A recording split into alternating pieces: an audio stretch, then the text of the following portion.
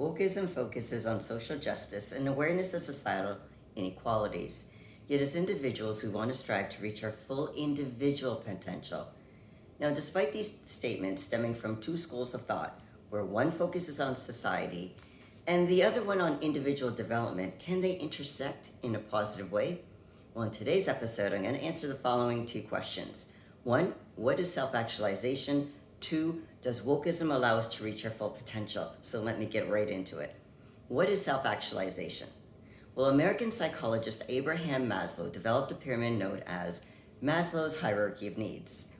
Maslow's theory argues that as we humans strive to meet our most basic needs, we also seek to satisfy a higher set of needs until we grow to become self-actualized, or all that we can be.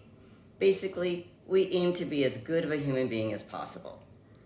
So my second question, does wokeism allow us to reach our full potential, or to what Maslow refers to as self-actualized?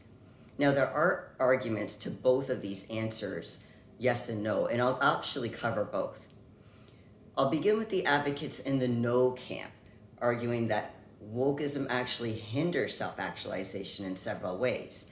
They say that while its intentions may be positive, its impact on the personal growth and individual development can be counterproductive. But let's explore these arguments.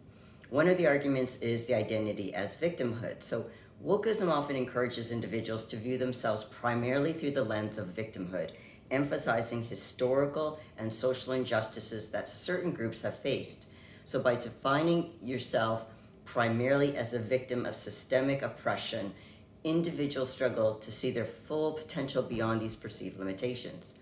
So for wokeism to allow true self-actualization, it would need to evolve from the victim mentality and being helpless, whereby despite these injustices, individuals are actually empowered and have the mindset that they're capable of overcoming challenges. Now, what about the argument of the collective versus individual? Woke ideology often prioritizes the collective identity and group rights. This may lead individuals to define their worth primarily based on their group identities, and this can hinder the exploration of individuals' passions, their talents, their interests, and these are crucial for self-actualization. So for wokeism to allow true self-actualization, it would be to incorporate individual uniqueness and personal aspirations along with belonging to specific groups. Now, there's also the argument in the no camp, saying fear of doing it wrong. This is the fear of making a misstep in discussions on social justice issues or using politically incorrect language, and that can lead to self-censorship and a reluctance to engage in open dialogue. So for wokeism to allow true self-actualization, it would need to embrace both their personal growth as well as self-expression. There's also the argument of the echo chambers and groupthink. In some woke circles, conformity to certain beliefs and ideologies is strongly enforced. This can lead to these echo chambers and groupthink, where individuals are discouraged from questioning the main narratives or challenging the status quo. So for wokeism to help self-actualization would be to include independent thought and the willingness to question the group's beliefs. Now, what about the argument that there's a focus on external validation? Wokeism places significant emphasis on gaining validation and recognition from the social justice community.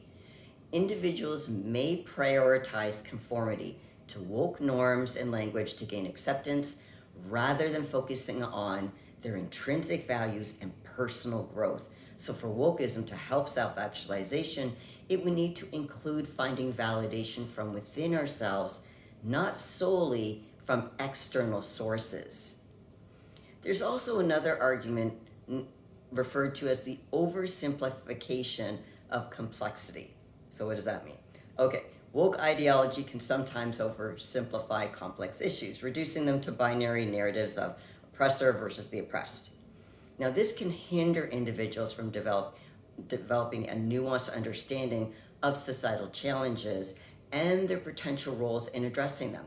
So for wokeism to help self-actualization, it would need to include trying to understand these complex and comprehensive issues in situations by addressing the root causes and finding effective solutions. Now, what about the argument about the cancel culture and fear of rejection?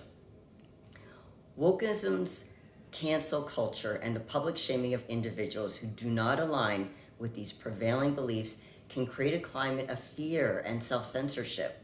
So for wokeism to help self-actualization would be to address this fear or rejection by encouraging individuals to take risks, expressing unpopular opinions, as well as engaging in healthy debate.